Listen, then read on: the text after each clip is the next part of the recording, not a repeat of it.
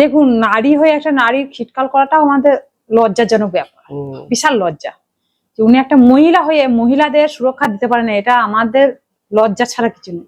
এই যে দিদি ডাকটা বলে না, শুনতে লজ্জা লাগে, কারণ সে একটা মহিলা হয়ে কি করে বলে যে রাত্রি 8টার পর মহিলারা বেরোতে পারবে না। ঠিক, মহিলারা বিভিন্ন কাজে বিভিন্ন জনা থাকে, তাহলে তারা কখন বাড়ি ফিরবে, কিভাবে বাড়ি ফিরবে?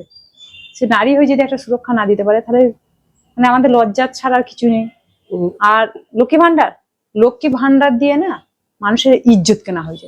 এই আমার মিটিং এ যাবি না, তো লক্ষ্মী ভান্ডারটা বন্ধ করে দেবো। এই আমার এইখানে যাবি না, লক্ষ্মী ভান্ডার বন্ধ করে দেবো। এটা কি ধরনের আছে? মানুষকে তো আপনার ফান্ডে থেকে দিচ্ছে না রে ভাই, মানুষের নিজের টাকা নিজেরা ফিরে পাচ্ছে, তাদের ট্যাক্সের টাকা তারা ফিরে পাচ্ছে। তাই এত ধমকানো চমকানোর কি আছে? মানুষ যাকে ভালো লাগবে তাকে ভোট দেবে।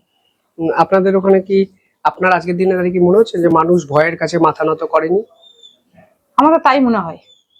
তারা যদি ভয় পাতো তাহলে আমাকে এইভাবে ভোট দিত না। হয়তো ভয় কি পেয়েছিল, আমাকে সাড়া দিত না, আমাকে কথা বলতো না, কেউ বেরোতো না, শুধু অত্যাচারে ভয় যে ও চলে যাবে, বিজেপির লোকরা চলে যাবে, আমাদের মারবে ধরবে। দেখো, সাধারণ মানুষের তো একটাই ভয়, আমি মারে যদি মেরে দেয়, আমার ঘরে যদি লুটপাট করে নেয়, আমি কি খাবো? খেটে খুটে নুন ভাত খেলেও না শান্তিতে থাকতে সবাই চাইবে, কেউ চাইবে না যে আমার ঘরে অত্যাচার হোক।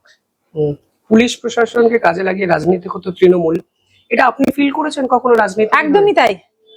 পৌরসভার ভোটে তো পুলিশ ভোট করাইছে, পঞ্চায়েত ভোট তো পুলিশ ভোট করাইছে তখনকার দিনে, কিন্তু এখন কই ওরকম তো হবে না।